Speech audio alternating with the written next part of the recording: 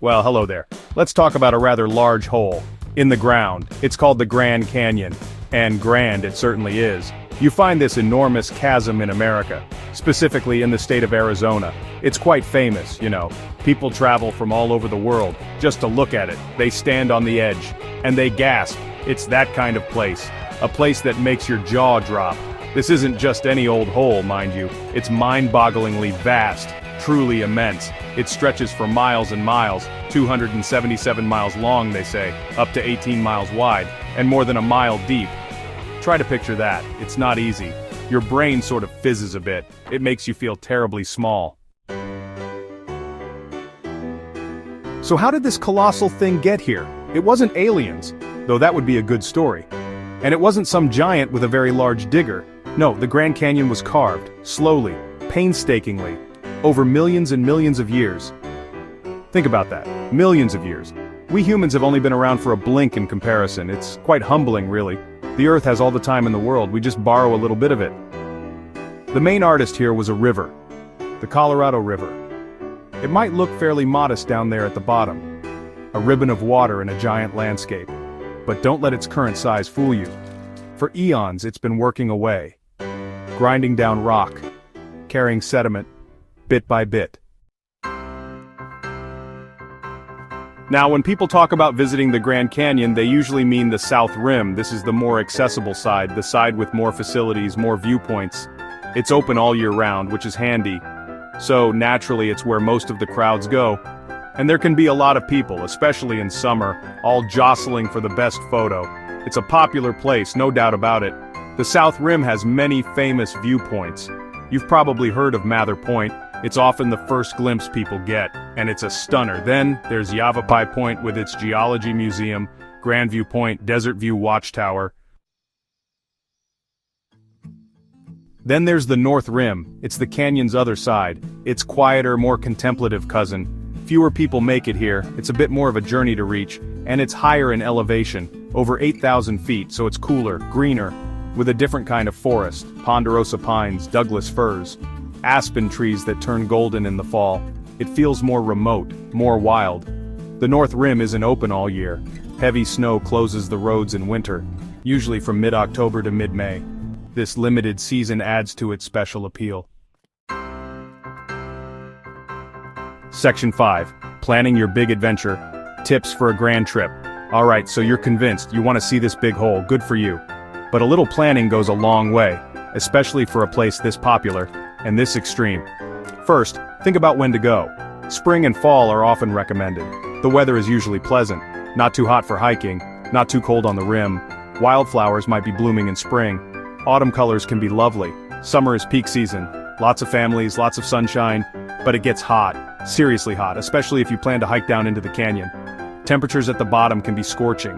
We're talking oven-like conditions. So if summer is your only option, be prepared, go early, stay hydrated, don't overdo it.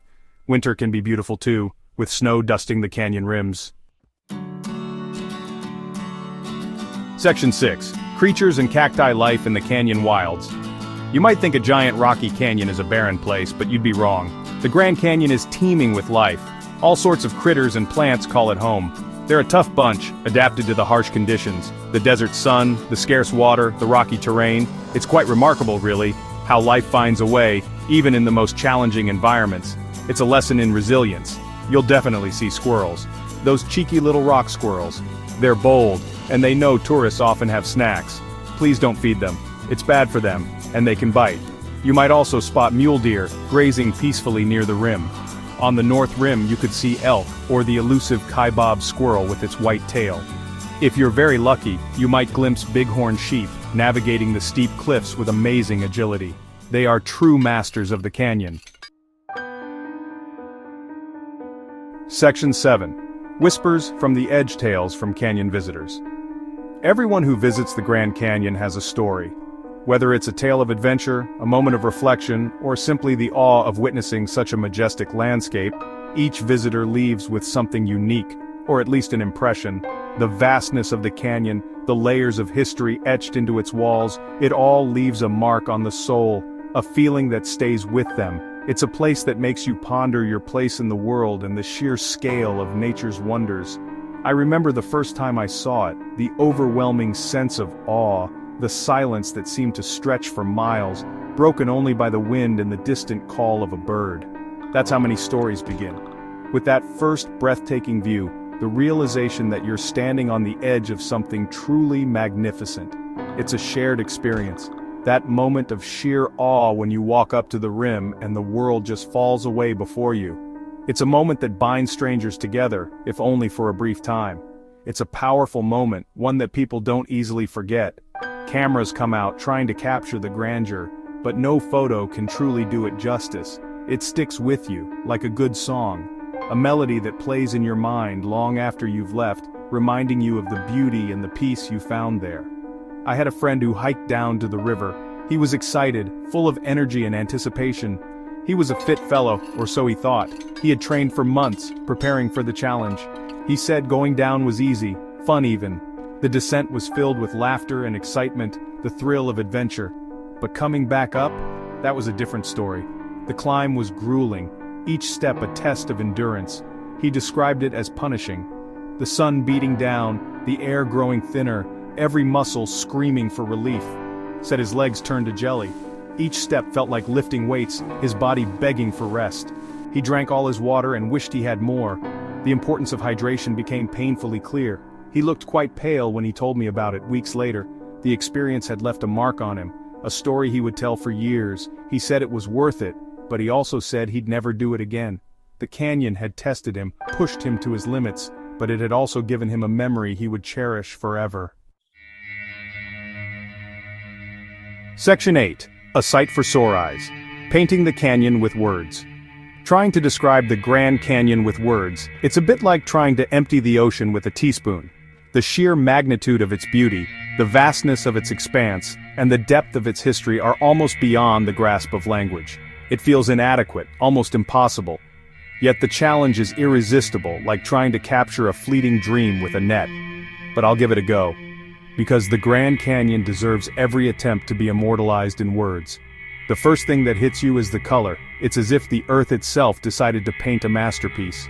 Oh, the colors. They are astonishing.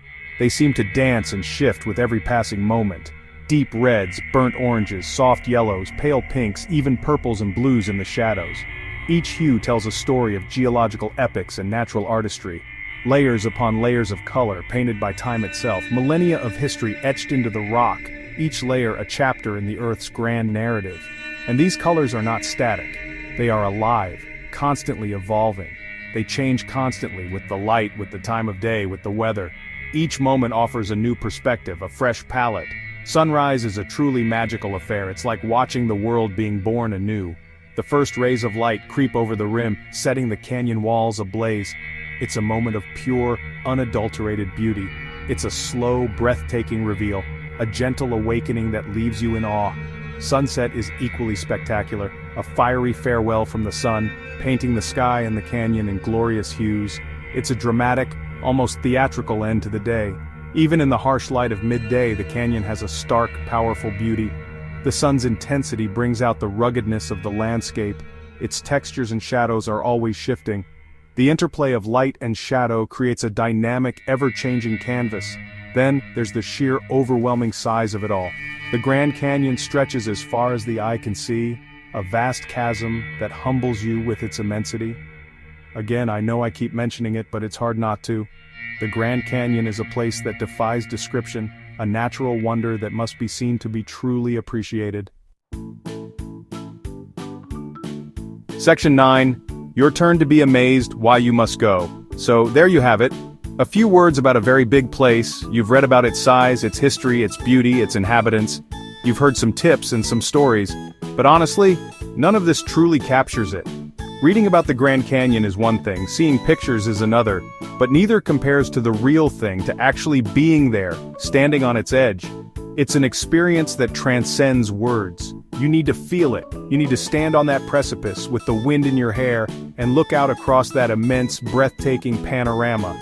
You need to see the colors change with the shifting light. You need to feel the sun on your skin and the vastness in your soul. It's a sensory experience, an emotional one, a spiritual one for some. It's something that has to be lived, not just read about or viewed on a screen. Visiting the Grand Canyon isn't just about ticking a box on a travel list, it's more than that. It's a place that can change your perspective. It makes you think about time, about the power of nature, about your own small, fleeting place in this enormous, ancient world. The Grand Canyon is a canvas of nature's artistry, a masterpiece that has been millions of years in the making.